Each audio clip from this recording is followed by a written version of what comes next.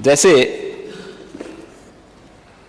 नेता प्रतिपक्ष ने एक बात और कही कि उन्होंने अपने समय में बेसिक शिक्षा परिषद के स्कूलों का दौरा किया और एक बच्चे से उन्होंने पूछा कि मुझे पहचानते हो, तो उसने कहा कि हाँ, राहुल गांधी है।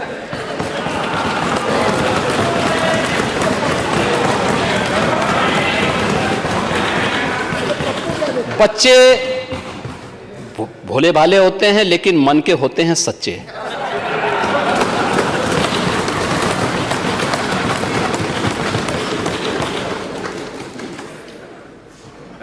जो बोला होगा बहुत सोच समझ के ही बोला होगा।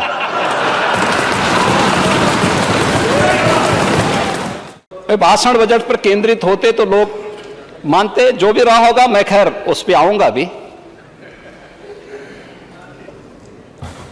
लेकिन बजट पे भाषण केंद्रित होता क्योंकि प्रोसीडिंग का हिस्सा बनेगा। और यद्यपि हमारी भारतीय संस्कृति तो इस बात को मानती है कि शब्द ब्रह्म है, हम जो बोलते हैं वो नष्ट नहीं होता है, और फिर यहां पर जो कुछ बोलते हैं वो विधानसभा की प्रोसीडिंग का हिस्सा बनेगा, विधानसभा की प्रॉपर्टी का हिस्सा बनेगा। जब तक हमारा लोकतंत्र है तब तक यहां की दीवारों में, यहां की लाइब्रेरी का हिस्सा होगा और आने वाली पीढ़ी को निरंतर उन सब बातों की तरफ सोचने के लिए मजबूत करेगा कि कैसे लोगों ने क्या बात कब कही थी।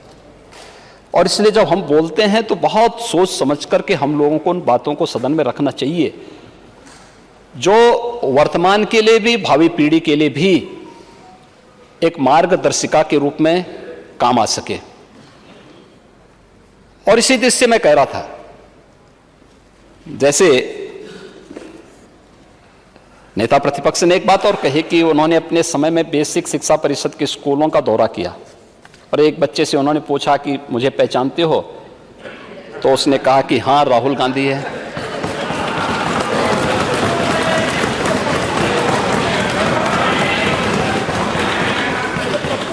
बच्चे भोले भाले होते हैं लेकिन मन के होते हैं सच्चे।